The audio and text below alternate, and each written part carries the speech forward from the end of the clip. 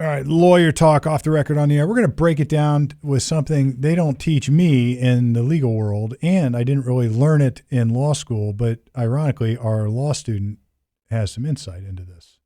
So Troy Henricksen obviously is our resident law clerk, law student, soon to be lawyer. Hopefully in less than a year. In the news, you'll pass the bar. In the news is this notion, or not notion, there's the big six Congress, whoever they are in Congress, who are calling on the military to say, you don't have to follow the orders that are unlawful.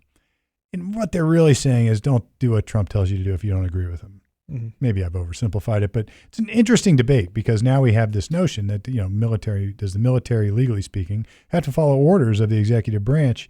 And, what the heck would Troy know about that? Well, you were in the military. Yes. And I'm not saying I'm a military expert. I've been out for like 3 years. So if there's like some active duty Green Beret Navy SEALs in there who are like, wow, this guy didn't get spot on, I'm sorry. I'm a little rusty. I didn't have any prep on this. No, but you can't be wrong about sharing with us your insights of how you would respond to such a thing as a soldier. You can't be wrong about that because it's it's like, I'm very curious to hear, like, you were a soldier. So at what rank? I finished, I was an E5. I was a medic. In the Army. In the Army. Yep. I was attached to combat engineers and the military police. So I was an MP. I was an engineer. Every unit has medics. We're the second largest MOS. Everybody just needs like a little doc there. So that is, I'd still do stuff with them and everything, but I wasn't a medic. I wasn't an engineer or an MP. But I still received orders just like everyone else. I still listened to my commands, and that's like the main gist of what this is. And we talked about it a little bit earlier. If I receive an order, any soldier in the military, I have to follow that order. Now, there's the exceptions. We always talk about exceptions. You don't follow unlawful or unethical orders. And it's the whole Nuremberg defense, is I was just following orders. I'm just doing what I'm told. At the end of the day, if you give me an order, we'll put in like a office example upstairs. You give me an order, hey, I want you to file this motion full of just a bunch of fake cases, not stuff that actually follows the law. Or let's just say this. I say file a motion to continue and just make up lie in the motion. Yeah. First thing I would do is I would look at you and be like, this is not good. This is bad. I address my issues with your order. Right, Same thing in the military. A valid, reasonable question. We'll call it. Hey, I'm going to question this. And you say, no, you're going to do it. This is now where it starts to get tricky. In the military, we have our general orders, and where you can question like I just did. But now do I have to continue with the order even though I've questioned you on it? And I can either say, yes, I'm going to do it, and now I have this defense that I tried questioning me, I'm going to do it, or I don't do it, and now you send me to trial. Well, in Nuremberg, that defense didn't work. Well, I don't think Nuremberg, they questioned it, did they? Well, I mean, if they questioned it, they got shot.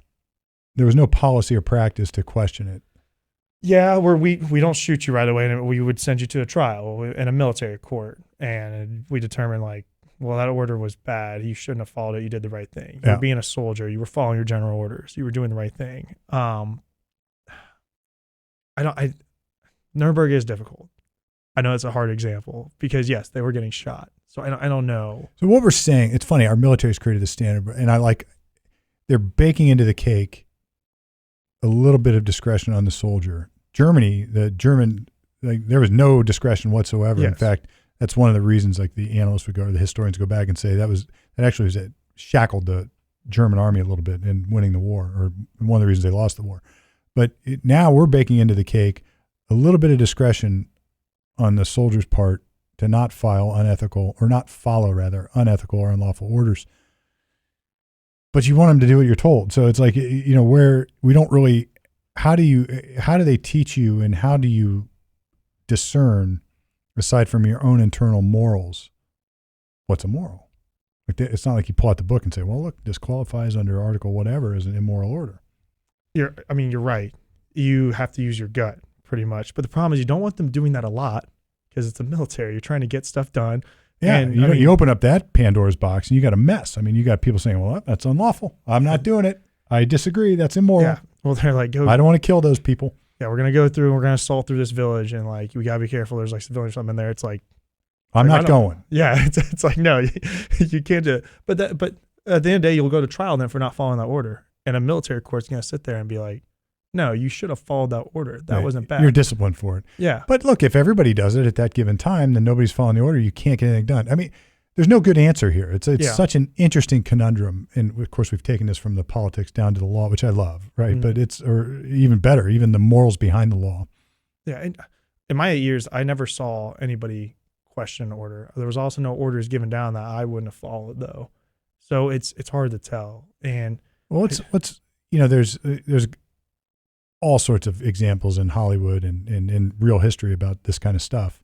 The Crimson Tide, that movie with Denzel Washington, and just died. Played Sean Connery? No, Denzel Washington and Gene Hackman.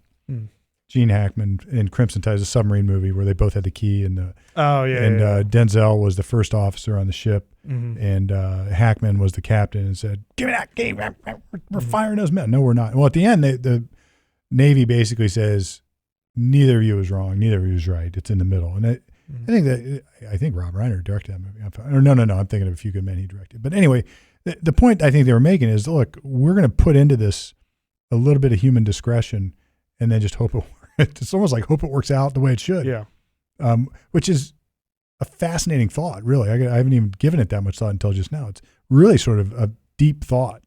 Like, we're going to bake into the equation the human component, whereas the Germans, the Nazis, nothing, to the point where they would die before they disobeyed an order.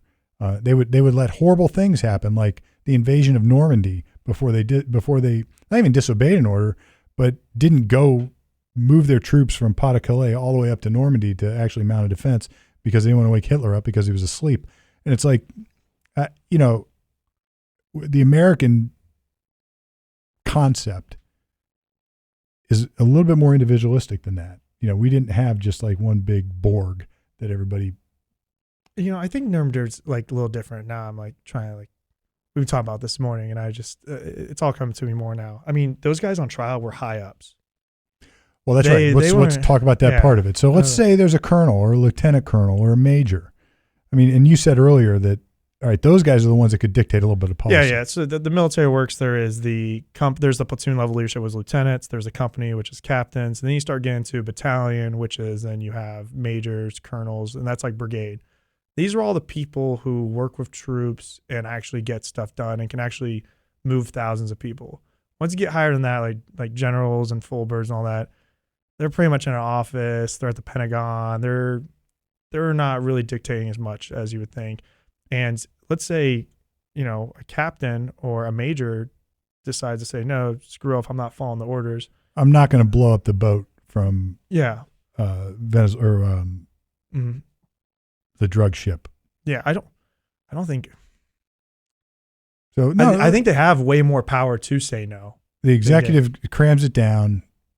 The executive being Trump crams it down, and the person to whom he crams it down to somebody else, and that person says, I find that a little bit immoral. I'm not going to follow that order. I mean, there's somebody in that chain of command who would, it's because I get it. There's the guy with the joystick who's running the drones, but then above that guy, somebody tells that guy to do it, and above that guy, it came down. So like somewhere in that chain, you could see, based on this call to action by Congress, well, look, I don't agree. I think this is a little bit immoral. I think this is illegal. So therefore, I'm not going to follow the order. I just don't think we're punishing these lower guys for not. I agree. For not saying no. That was Nuremberg trials. It's like, okay, you guys are the top dogs. Yeah, like, you had Goering, and you guys kind of could have said no, or at least like you were the voice of reason that could have swayed stuff to go on differently. Well, look, Rommel tried to question Hitler. And no, he actually was, I think it might have been part of the plot to assassinate Hitler, but he was or given the choice, take this cyanide or we'll kill you. So even the higher ups at Nuremberg would have said, look, I get it, but we would have been shot. We're forced to take poison. I think the American response there was, no, you were ideologues. You were believers in the cause. I mean, I get it. Even if you question, you would have been shot, but you were part of the command that was issuing the orders. Like you were on board with it. And I think though maybe the difference is at Nuremberg, anybody who questioned orders is already dead.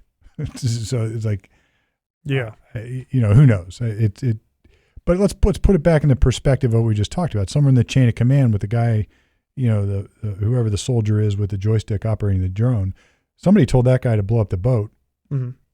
Yeah, and that guy didn't get any context at all. I imagine it's not like these drone pilots or like people returning the key are handed a book on their target. Like, here's everything about them.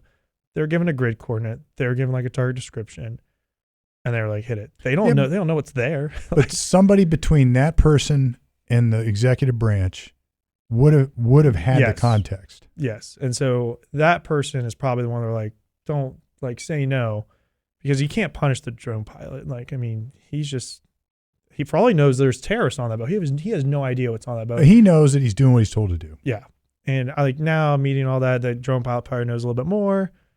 It's still a way. The drone pilot's a unique example because it's definitionally removed from the consequence. Mm-hmm. Take this group of prisoners out back and shoot them. Like, well, that is the context. Mm-hmm. So questioning that order, you could see that happening at boots on the ground level. But, like fire the missile at a boat of enemy. My job's to turn key, press button. Yeah. I don't even aim it. I don't even know what we're firing. I just turn key, press button. Right. So back to the original question, or maybe back to a question that we'll wrap it up with is, what's your thought rather than on these politicians, I'll call them, mm-hmm. making this sort of blanket statement, hey, look, remember soldiers, you don't have to follow it. Because really it's true, because the policy you told us about is actually the case. But what they're really saying is, believe with us or fall in step with us politically. You don't have to do what your president's is saying to do. It's a weird line. My thought is, if you believe there's a moral and unethical order coming down to you, question it. If you really believe that, question it.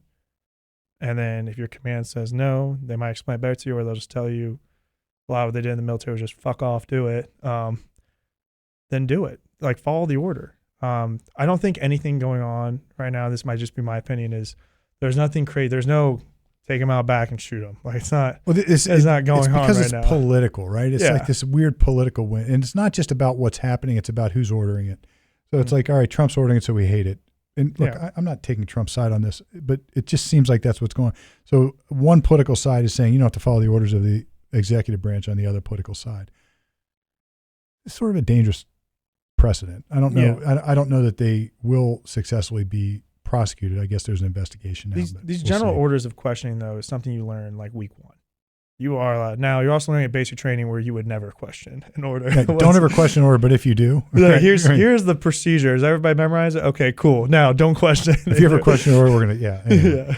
All right, look, again, no answers here. Why? Because we're lawyers. We don't answer any questions. We talk about issues. If you've got an issue you want us to talk about, or you got a thought on, I would love to. This is one I would love to hear everybody's debate on, because it's the Nuremberg debate in some sort of theory, or the Few Good Men debate, or the Crimson Tide debate, or whatever, or what's the Slim Pickens debate? Different movie. Anyway, lawyer talk off the record, on the air. Till now.